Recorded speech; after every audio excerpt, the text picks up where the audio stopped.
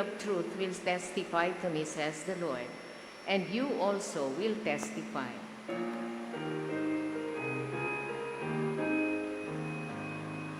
Alleluia,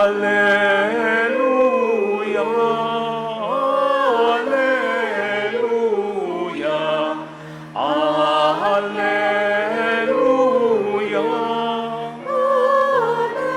alleluia.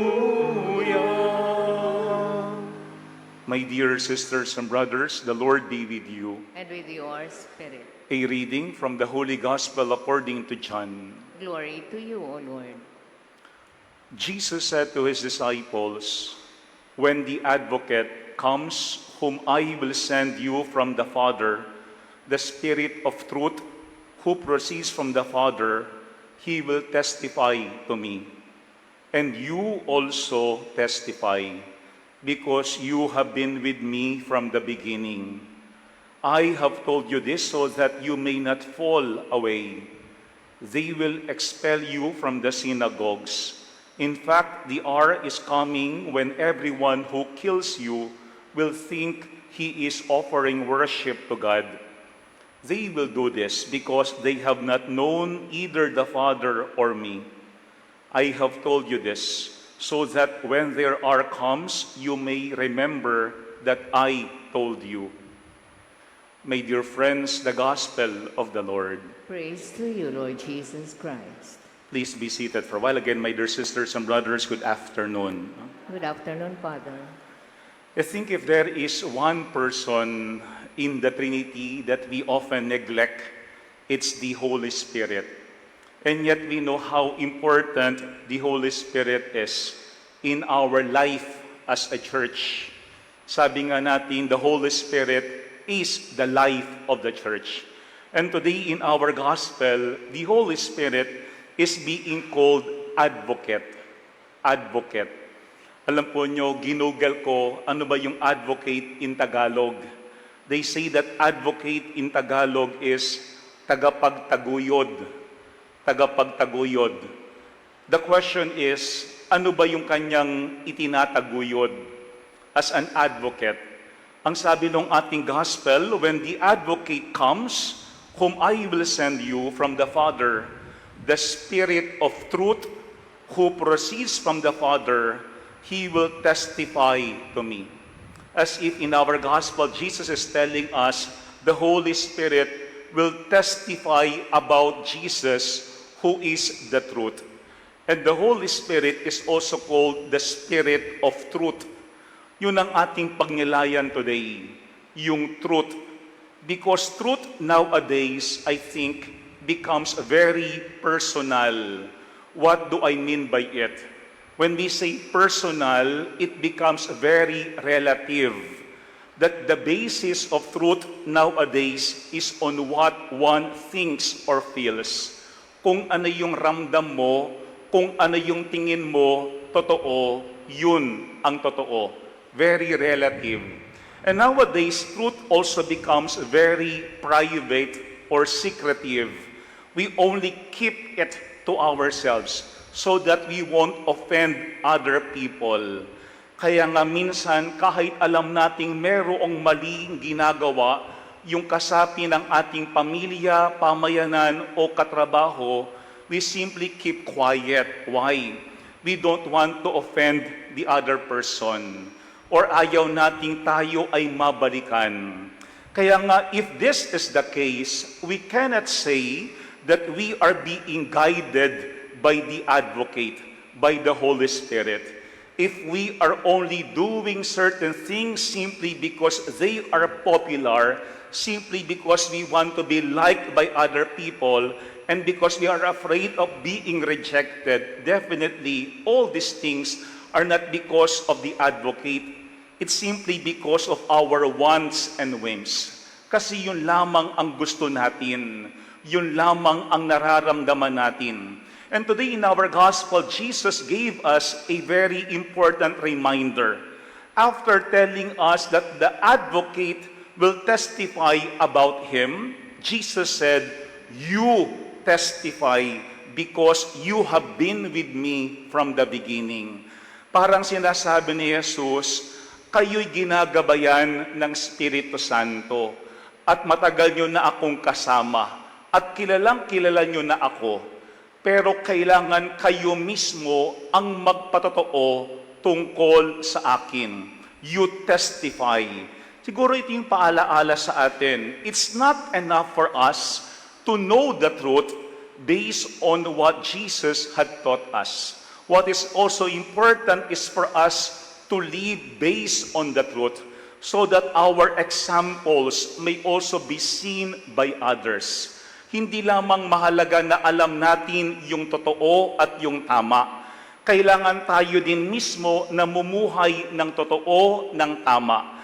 Para kapag merong nakakita sa atin, hindi lamang maganda yung kanilang maririnig mismo sa atin, kung hindi yung ating maayos at tuwid na pamumuhay, yun ang kanilang gagayahin. Yun ang kanilang tutularan.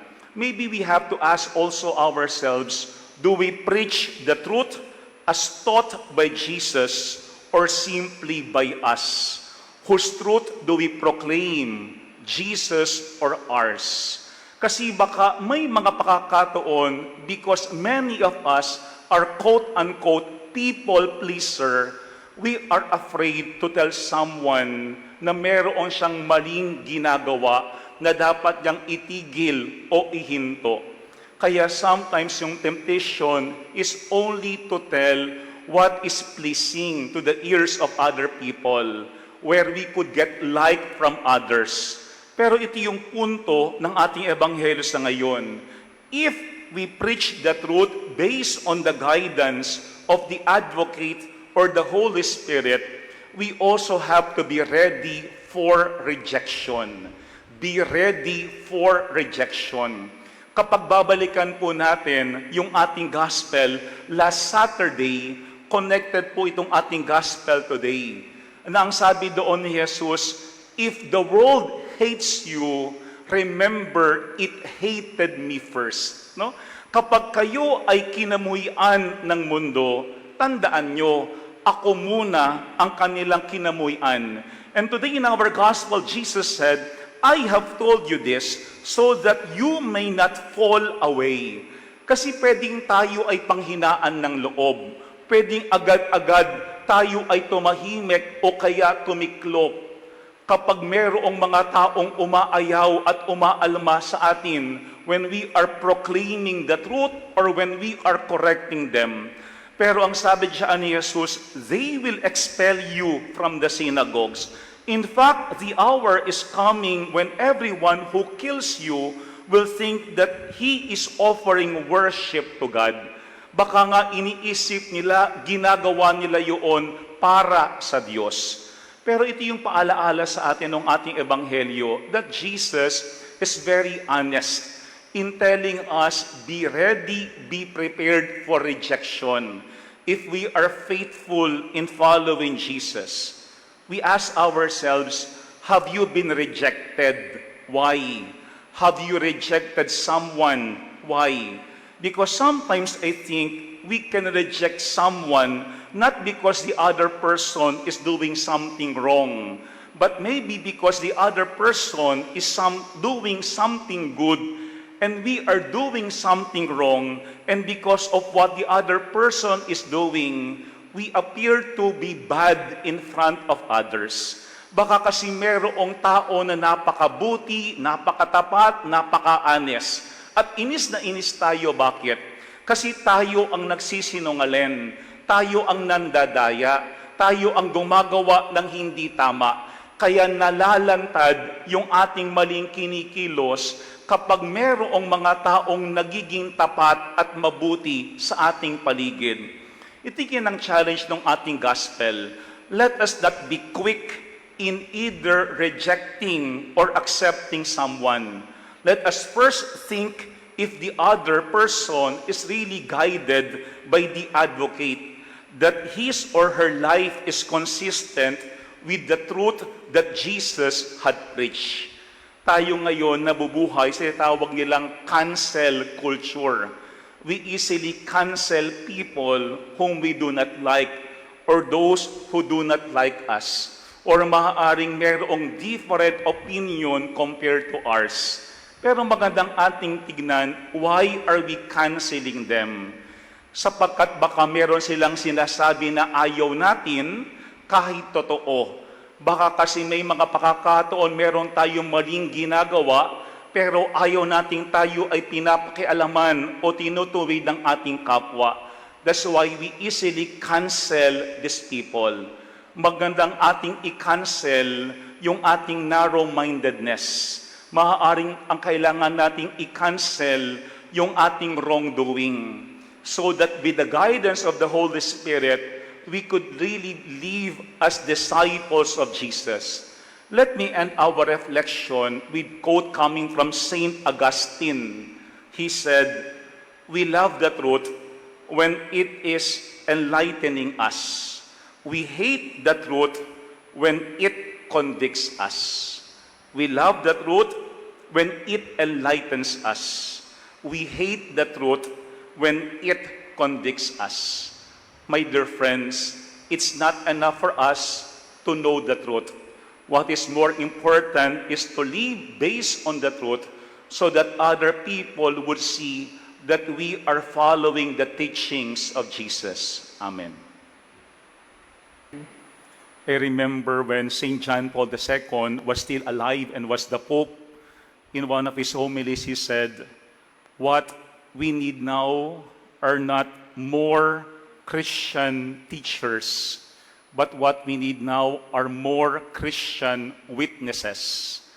Kasi maraming magagaling, maraming matatalino, pero ang kailangan natin magagandang halimbawa. Huwag nating paramihin ang magagaling lamang.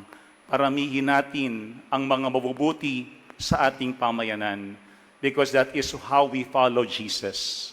The Lord be with you. And with your spirit. And may Almighty God bless you and your families, the Father, the Son, and the Holy Spirit. Amen. The Mass is ended. We now go in peace and remain faithful to God. Thanks be to God.